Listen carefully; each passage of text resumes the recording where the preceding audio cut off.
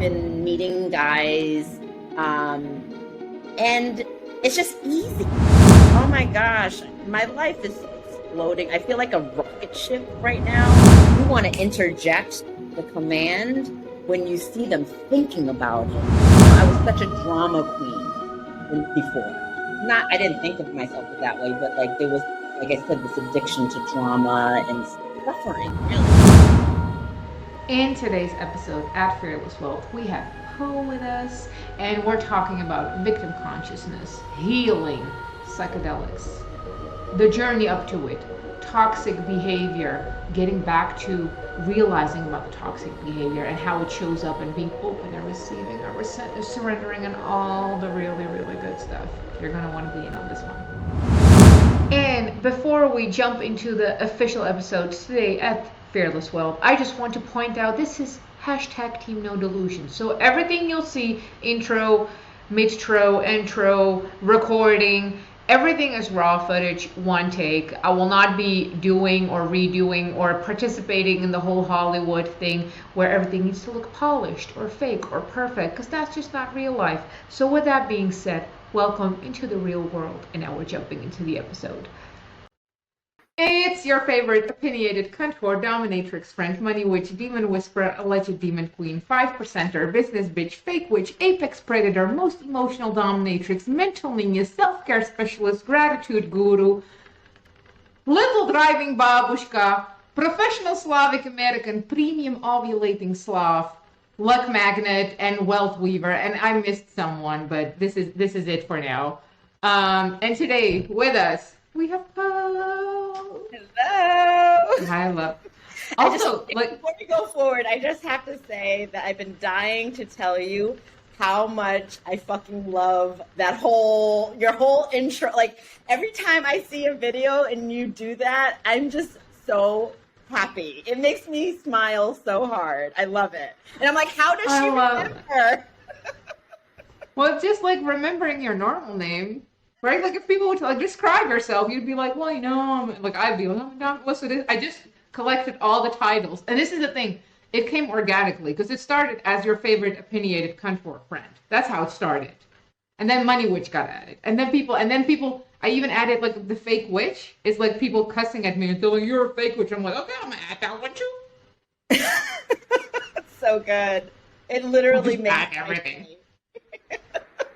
How are you today? I am so good. I'm happy to be here. So happy to be here. What have you been up to? You've been doing some wild shit. Oh my gosh. My life is exploding. I feel like a rocket ship right now. And just a little background.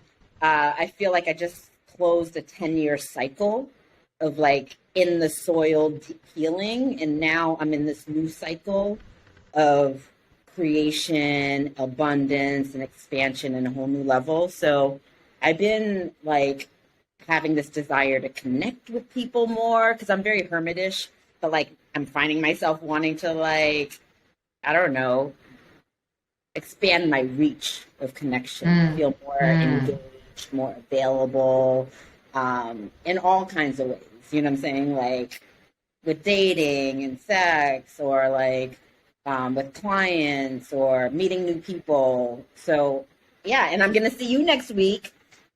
So there's that. There we go. Okay, so tell me, dating, sex. What is that looking like for you right now? Like, what is different right now? Now that you've leveled up, because that would be the term I use as a triple Capricorn I am, right? Like, so now that you've leveled up, what does dating, sex look like? What does your outlook on life look like? How did it change? Yeah, so I would say that, well, it's interesting because, so I'm a psilocybin facilitator, so that's magic mushrooms for those who don't know. And I personally have done a couple with my mentor, and I just did one a couple of weeks ago. And it literally, I was like a tuning fork. I literally expanded my capacity of how much I can receive and have. But all that to be said, that psilocybin has really helped me to neutralize in a new way. Meaning, like when it comes to dating, you know, I feel like it's supported me in like I don't have expectations like I used to. And then on the other end, I don't feel like these automatic assumptions of being like perhaps closed to somebody. So it's more of like this neutral, in between, open and available space. And so like I've been meeting guys, and it's just easy. Like, there's like no drama. There's no, I'm not expecting anything. It just feels like, okay, we're just going to let it unfold naturally. And I could say that before in the past, but emotionally, I was like, for sure, either being like, no, I'm not interested in this person, cutting them off, or I'd be like, oh, I want more, And now it's just like, I'm just having fun. So how do you detach? Because like not having an expectation is a big buzzword in the spiritual community, right? And it's probably even butchered to some extent. Mm-hmm. So how do you still follow a desire or even a requirement or a need or something like, right? You want to meet people. That's desire. You want to connect at a romantic level, perhaps on whatever extent.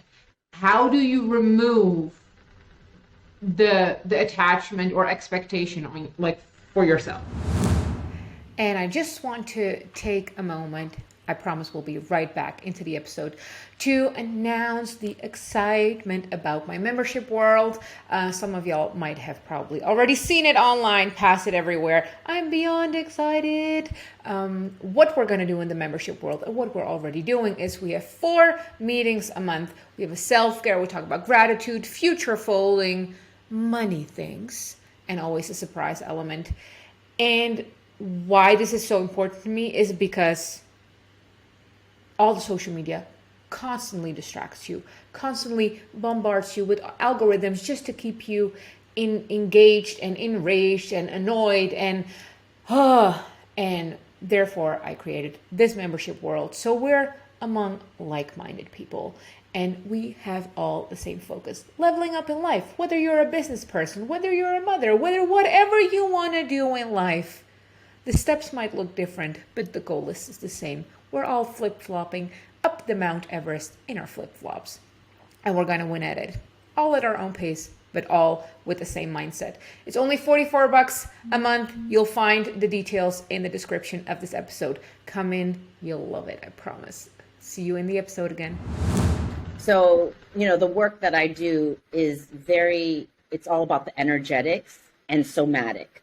And so the way I see it and the way it's happened for me is that when you do the work to alchemize the pain body or the trauma or whatever it is that's in your body that blocks you from being open or being attached to victim consciousness stories or whatever it is, there's a natural way that you're not gripping and grabbing or addicted to a thing because the pain body isn't needing that anymore as food.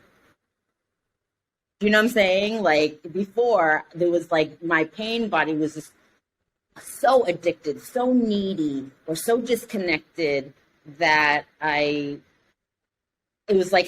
just needed to feed on these things. It needed to feed on the relationships. It needed to feed on the drama. It needed to feed on high sensation.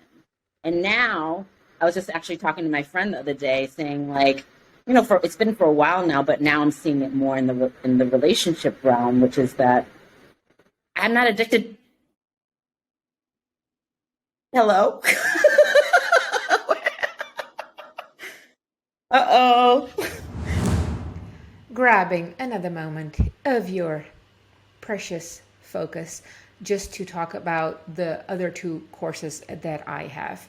One of the biggest ones that I made together with Jessie Magic is the blood codes. It's all about getting in touch with your cycle. It's all about creativity, wealth. How do we feel it in the body? What does our body communicate to us? all of the good stuff. It's about expansion, it's about regulation, it's all about getting to that next level, not fighting with the hustle and bro culture that's out there, but getting aligned with your own cycle and how that shows up in your daily, monthly, weekly progress, and even long-term progress.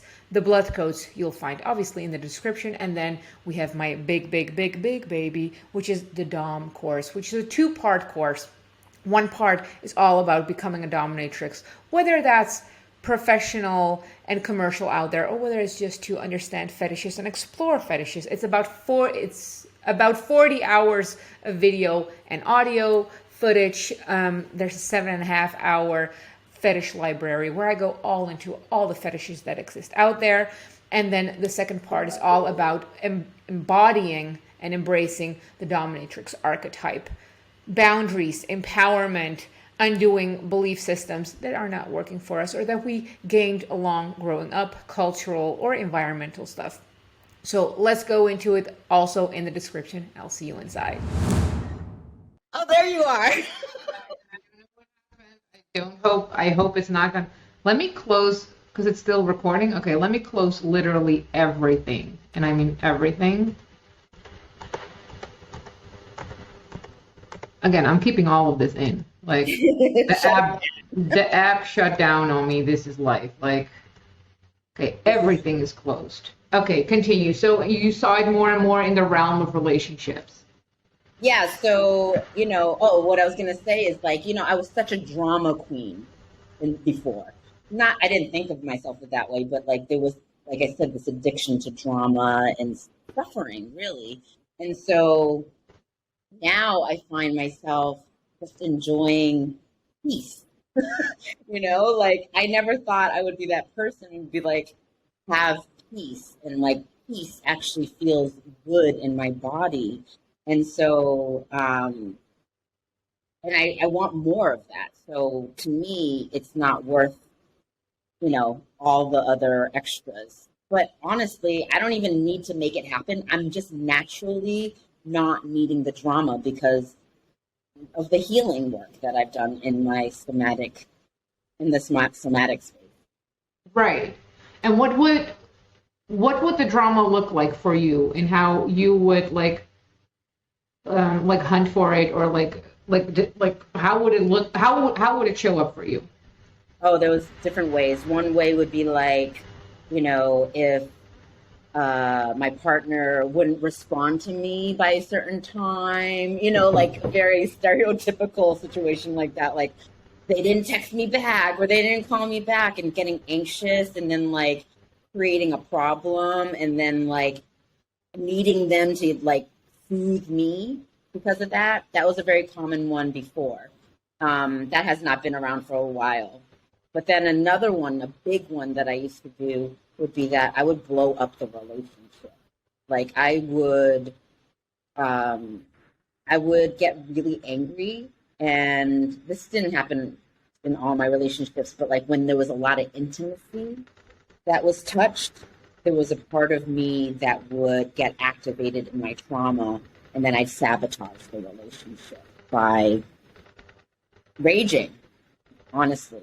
Just like, and I would like black out in a way. Like I wasn't totally blacked out, but I just like lost my shit in that I couldn't see anything else or feel anything else but this story of them doing X, Y, and Z to me. Like, them doing me wrong, and then I had this like excuse to like blow it up. And what has the process been like? Because I've like the only like toxic dynamic I really had was when I was younger. So a lot of things is foreign to me, or it's like kind of like far in the past. So, but me and my friends have conversations about like these habits within us where we want the others to soothe, right? To soothe us. Because I feel like we have this idea that once we realize, once we have the intellectual realization, we kind of be like, okay, I figured out what the problem is with me and others. This is the work. This is it, right? Just the realization, like the realization is suffice to, that's it. And then like the whole work comes of like, and like the righteousness of, no, I'm raging right now, and I deserve to be angry right now, and my response is righteous, and like this is like whatever it is. Like, how did you go through that? Go through what exactly? Through the old, like the old habits, and morphing them into new habits, because it takes landing and realization and like a practice in your body, right? Yes. Yeah. I mean, it was many years of deep practice, internal practice, like being with the sensations in my body, like learning how to really hold and feel sensation is such a big part of it, because a lot of the reason why I would act out or spill or dump or attack or was because I was having all these feelings in my body that I could not hold. And so that was part of it. Also, giving myself permission to feel the rage, the grief, moving through that in my body on my own without lashing out on other people and making it about the other person. And what that meant a lot of times was like being with my inner child, holding her with such deep love and compassion. And, it's just like the like she's my baby, like inner parenting, right? Yeah. So it was many things. Like I also, I've had many different practices, plant medicine, my own meditative practices. There's like multiple things, but I think that the reason why I bring up the sensation piece and the inner child piece is because I think that is part of like what a lot of people are avoiding, being with those parts of themselves, because it's so activating. There's so much in there. There's like, for me, my inner child was so angry and like felt abandoned and felt a lot of shame, a lot of self-hatred. I mean, like all the things, I tried to kill myself when I was like 13 years old, so like I have a history of a lot of trauma. So it required me to really show the fuck up for her, really show up for her and like put on the shelf the ego, create a boundary with my ego, not hate on my ego, because the ego is there for a reason. So I don't judge that part of me, but understanding that it's there to try to protect me, but it's not actually going to do what I need it to do. The fear is never going to be the thing that expands me. I mean, yes, I like to face my fears, but the fear in itself is not the thing that's going to expand me. Love is. And so love on her. Like there was a moment one time that I raged on my ex-girlfriend. We went on a vacation during a holiday with her two friends, and we had an amazing time. It was so beautiful. It was so intimate. And that's usually the times that I would sabotage a relationship. It wasn't because the intimacy was so much in terms of sex. It was this feeling of family. And because I had abandonment issues because my parents divorced and family splitting apart, that whenever I touched that spot around family, I would be so activated. But I didn't know this was happening. This was all subconscious. And then she did a thing where I felt like she wasn't holding space for me or not really listening to me. And then like that, I snapped. And that's when I raged on her and she broke up with me. And so much shame surfaced from that because I'm like, oh my God, I can't believe I did that. I lost control and now I lost this person and she's a complete no to me. But the beauty of that moment was that I remember specifically taking a bath and being in such pain and shame and wanting to like just disappear because of this. And I said to myself, because my dad is my spiritual teacher and he's always taught me the ways of love and surrender. And I just remembered, okay, I have this much shame right now. What if I just like loved myself just 1% more than the shame? Just like even 0.5% more. Do you know what I'm saying? Like even a fraction of a percent more than the shame, because the shame was so big. I was like, okay, can I just bring the love just there to tip it over? And that was the beginning of the expansion from that experience, right? And so then I was able to grow and expand that love more and more and more and more until I was able to heal through that, and not only heal through that experience, but then I was able to embody more love for myself. I love that. That's beautiful. And how would you, because you touched swiftly on, the ego and pausing it, not demonizing it, but pausing it, right? Putting it on a shelf. How would you describe the aspect that we call ego? Because I feel like there's like a collective kind of agreement, but there's also disagreement. So I would like to just clarify how you would characterize it, I guess. Yeah, I would call it like the reptilian, or like the part of us that is like that needed to be around when we're, back in the days when a jaguar is coming after us or something like that.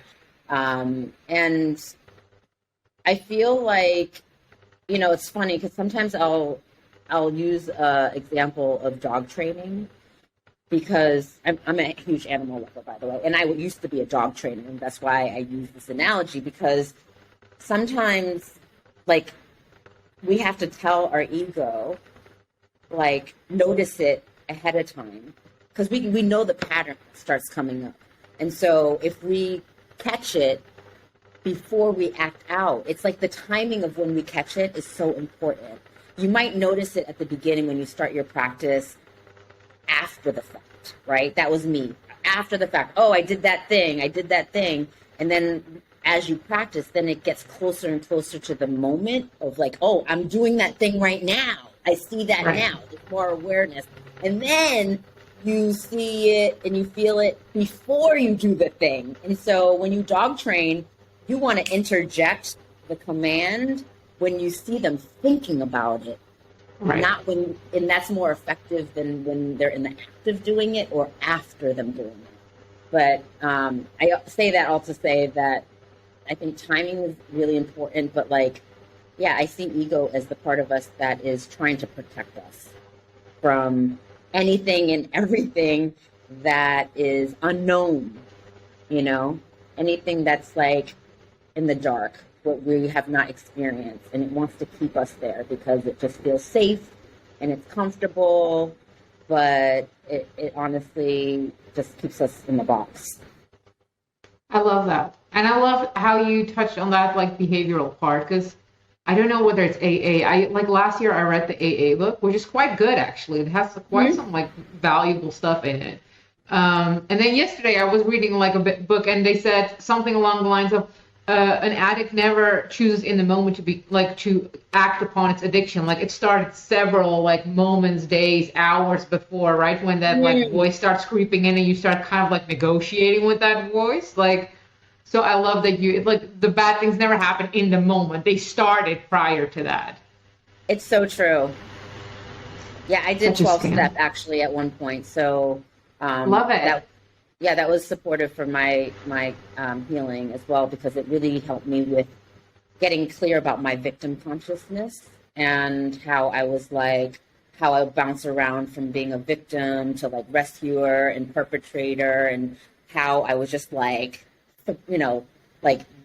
that was my addiction, that was the real addiction underneath the other addictions. That was the true thing. And then once I started to see that, I was like, oh my God, I've been living my life like this, my whole, what the hell? But yeah, when I got my first dog and I started training her, that's what she taught me so much. Like I noticed that. I noticed that like when I would give her the command afterwards, I didn't do shit. Like, but when I did it in the moment, she would be like, oh, like, oh, I shouldn't do that. But then when I would notice her, because I got so in tune with her, because I'm also an animal whisperer, but I got so in tune with her that I could sense when she was about to do something. I could feel her thinking about doing the thing. And then it was just like, then she ended up not doing it ever again, So it was really fascinating to observe that. And that's how we can work with the ego. What? Oh, victim. Like, I feel like we're around the same circles, and like my annoyance with the victim thing is like I get away with talking about it because I'm a dominatrix, so no one expects me to be nice. But like I have a visceral thing against it, and I hadn't realized how prevalent it is because it's a very American thing, American-centric thing. It's a very social media American-centric thing, right? So in what would your victimhood identity look like for you in the past? Like what kind of labels did you identify with? I wouldn't say it would be, for me, a label. It was more of my reactivity and how I would feel in certain ways. Oh, I would make everything about me. I made everything about me. It was like, in like the world centered around me, so it was just taking everything personal. Oh my God. It was just like ridiculous. And it was so much suffering. Like, I can't even tell you like how much pain that has caused me to like center myself in that way. And I'm not talking about self-care centering, which I think is right. essential, but I'm talking about like centering my fears, centering my storyline, centering my conditioning, So, I don't identify with a certain title, but like, yeah, I would just be reactive. How much of it would you say was self-induced? Or like self-created or self-sought out? So this is interesting question because in one hand, I feel like I was definitely seeking it out because there was an addictive quality to it, right? When we're in this victim triangle space, there's a way that like you're feeding off of it and you're creating more of a spin. But at the same time, I wasn't, because of what I was talking about earlier around how the pain body is just like there's so much trauma that you don't really know another way. And so, right? So I was like, it was very subconscious. Like I didn't know what the fuck you don't know until you know, right? And so it's a thing. Right. But then when you become conscious of it, then you got to hold yourself accountable to like catch yourself in those moments. And it's like, I also have a lot of compassion in those moments because you can't heal those moments without compassion. It just doesn't happen. Like right, and you're acting the best way you can in that moment that you know how to. Yes. But to answer your question, I absolutely felt myself pulling for the suffering. Like it was right. It was so dramatic in that way. Like because it was truly an addiction. That's the best way to put it. Right. And I feel, and we're going off tangents, which I love right now. I feel that the victim consciousness, whether individual or collective, is really occupied with blame, which is a very external force. Whereas responsibility, in my opinion, is like the solution to everything, right? Like, and where do blame and responsibility meet each other? And using the simple example, clearly me and my fucking baller car, I wouldn't park it in a really bad neighborhood without locking it, right? Like that's my responsibility. I perhaps wouldn't even park it at all there. However, like if someone breaks in, clearly I'm not to blame for that. but I have a part of responsibility in minimizing the possibility of bad things happening. Does that make sense? Yeah, absolutely. So where do you feel, or do you feel that does blame play a role in your own neutralizing, coming back to self, removing, like, I'm not sure, like, what, see, I'm translating in my head. I hate it. Like, I have a feeling, but I'm thinking in another language. I'm like, shit, now I need to explain it to English.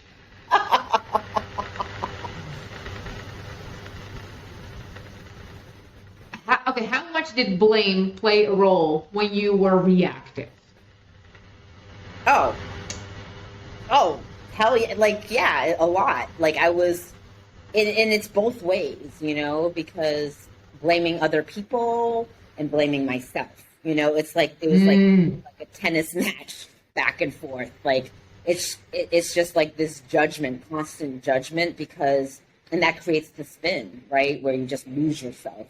But yeah, 100%. Blame was always making somebody wrong or making myself wrong. Oh shit! See, that's a potent one though. And how much was psychedelics a part of your healing and like landing in the body? I'm a very pro like microdosing, big trips. I'm all for it, and I feel like the world needs to know. So tell me all and anything. Like anything. Well, it's been huge actually. Like going back when I talked earlier about my 10-year cycle, and the beginning of that cycle started with ayahuasca, actually. I didn't even know what ayahuasca was, but my friend at that time was like, I think you're ready to come to Costa Rica with me and to do ayahuasca. I didn't even Google it. So I went to Costa Rica without even knowing what the hell I was getting into. Because that's kind of how I roll. I go with my intuition with everything. And I had an experience that was so profound. It wasn't like visual. For me, I don't necessarily see a lot of things, but there's a lot that's happening on a somatic and energetic level. And it makes sense because I'm a somatic and energetic healer. So, I want to just tell you the story because it's kind of a cool story. Because, okay, so this one moment after one of our ceremonies, I was taking a nap. And my friend at that time kept on asking me to go to this all-women's festival called Mishfest. There's like acres and acres of land where thousands of women are camping out. And it was amazing. So I was a no to that. But then when I had this dream, which was a wet dream, by the way, and that's not like a common thing for me. But I was basically in this house that felt very sexual. There was a lot of sexual energy. There was nobody in it except for me and this other woman. And this woman was sitting on my face. I'm eating her pussy, basically. And she has red hair.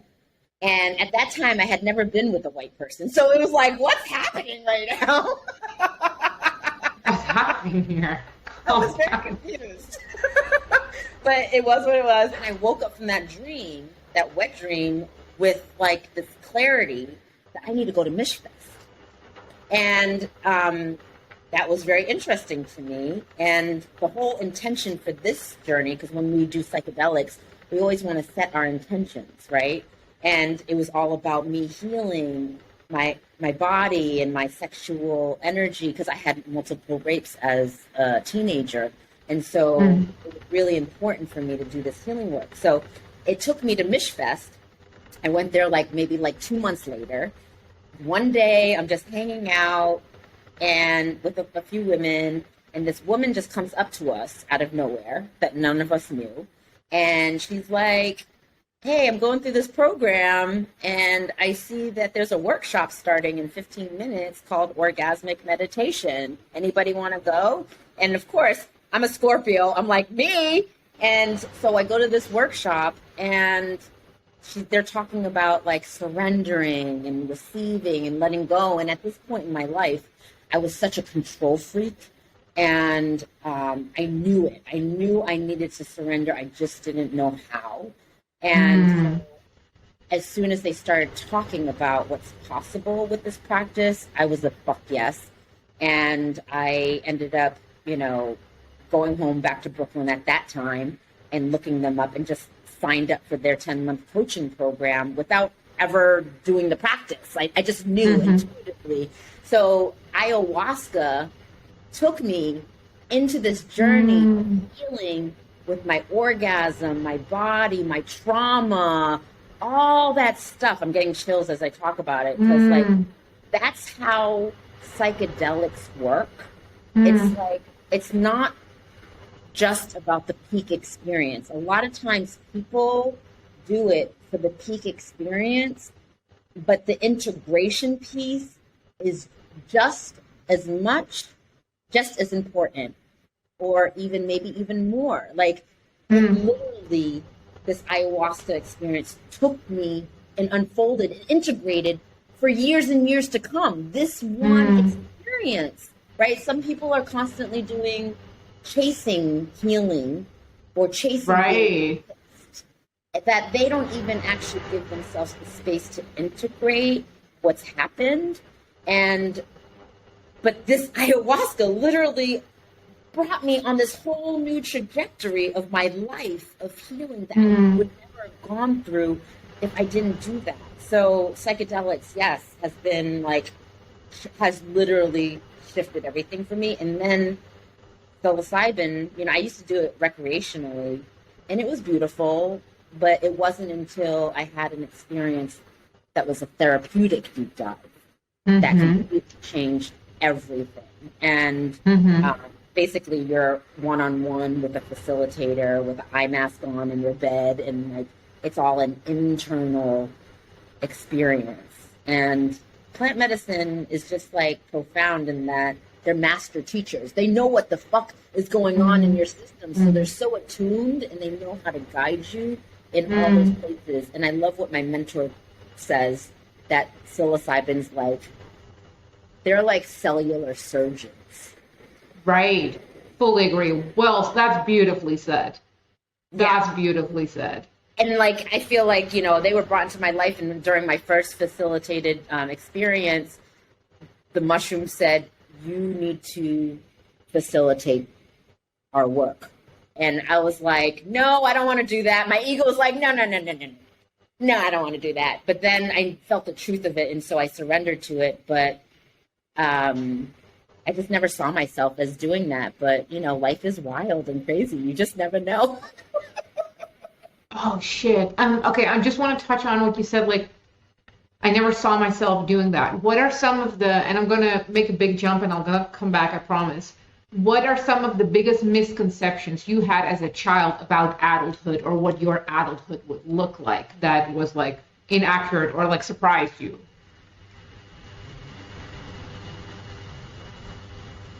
You know what? I never thought about adulthood as a child. So I can't even answer that. The only thing I could say in response to that is I had a clear vision of myself at 40 years old when I was 8, that I would be abundant. I saw it clear in my mind's eye. Goosebumps? Is that what you said? Yeah. I could feel it. But I never really thought about adulthood, so yeah.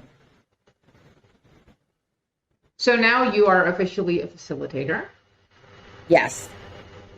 Tell us something about the work you do, whatever you want to say. I would say that it's that surgery, it's the surgery. And the work I do without psychedelics, I'm a surgeon. I'm a spiritual, energetic, somatic surgeon. That's how I would label myself. That's how Perry labeled me, as a surgeon. I go in. So whether it's with psychedelics or not, it's still the work I do. But I love working with mushrooms, because not only did they call me to, so I'm in service to them, but also they've deepened my connection with not only the earth, but also with magic. I mean, I'm in service to magic. I'm a mystic. I'm a medicine woman. Like, that's what I do. I work in the unseen realms. Like, I work in the places that people like shadow work too, like, or light work. Like, it's all places that are unseen. And so it's so perfect, actually, that they found me, or we found each other, because we're both magic. And, you know, it's funny. I was raised, my dad used to be a Jesuit priest. My stepfather used to be a grandmaster of martial arts and also a Chinese medicine herbalist, doctor. And I always wanted to, I'm an acupuncturist as well. So I always wanted to be a herbalist.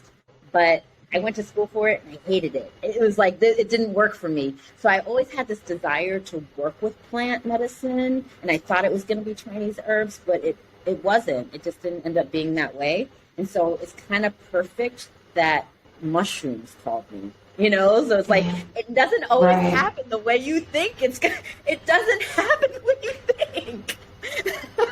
It's really hilarious. I feel like God or the divine is like, has the best sense of humor.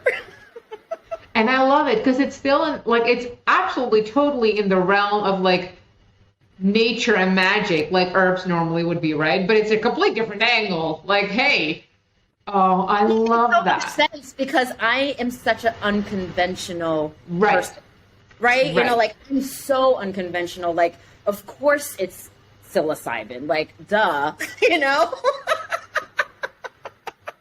I'm not in the mainstream. I don't think like a typical mainstream person. Like, I don't live like a regular person. Like, literally everything I do is based on magic and intuition, and that's it.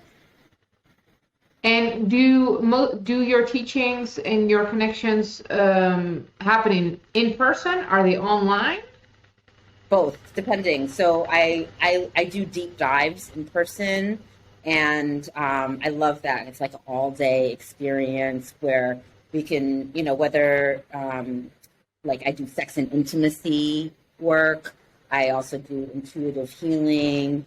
I do something called altar, which is I help people connect with people on the other side, whether they're ancestors or loved ones. It could be anyone on the other side, and help them create a relationship and communication spirits on the other side.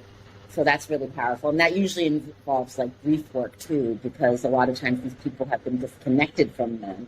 And so all this emotion comes out as well. But I love the in-person work. I also have VIPs, but I have a program called Come that's starting in November, which is an online program.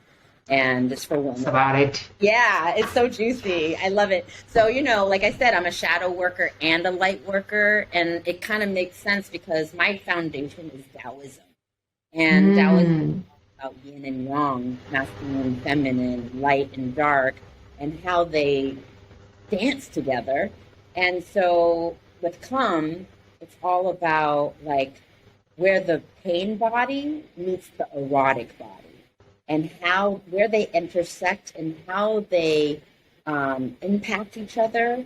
And it's really about helping women to like connect really deeply with their intimate self, their sensuality, their sex, their pussy, their heart, really expanding their capacity to receive and love themselves, but also like it's so soft. Like there's a soft part, like this heart, this tender, vulnerable space, but then it's also about like this rooting into your power, you know, like really owning how like incredibly juicy and like connected you are to your power source. And how long is the program? It's 6 months, and we also do deep internal work with a pussy wand, a gemstone wand. So yeah, it's really fun. It's really fun. Yeah. So it's a whole range of journeys, but for me, my wand has been such a healing experience. I have an obsidian wand, and it's like the perfect curve. Like it's the shape of it is, and it's just so engineered perfectly, and it hits all the right spots. And the pleasure, like the expansion of the pleasure, is what I really want to dive into. You know, like let's do the healing work of like the wounds and the trauma, but not to stay in there. But to do it so we can expand into more goodness, more abundance, more pleasure, you know, and the wand definitely helps in that. I love that. Okay. Some of the closing questions. If you could travel back to your 11-year-old self, and assuming she would actually, like, you know, she would believe that you are you from the future, like she would know, what would you tell her?